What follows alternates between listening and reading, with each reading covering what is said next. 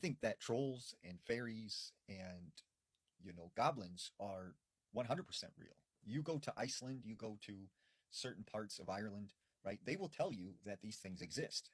Now, in Northern California, there has been multiple sightings of these goblin, almost troll-like creatures that seem to torment and harass people. Now, this story comes out of Northern California. There was this woman named Deborah. Deborah buys this home that was, right situated in the forest.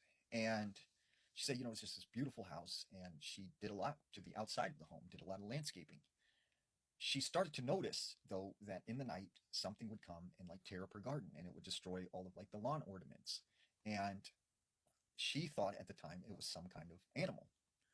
Well, she said one night she happened to be watching her three grandkids and they go to bed.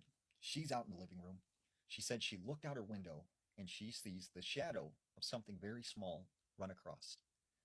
And she said she started hearing noises outside and then like a knocking sound on the door. She looks out the window, there's no one there.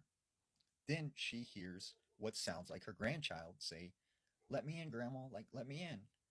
And so she's like, "Well, did they wake up? Like, what are they doing outside?" So she runs into the bedroom where they're sleeping and finds them all asleep. So she gets on the phone, she calls the police, they come out, they search the area, they can't find nothing. For like the next couple months, right, this stuff keeps happening. And she keeps hearing stuff outside the house, banging on the windows, scratching sounds, laughing, and she cannot figure out what this is.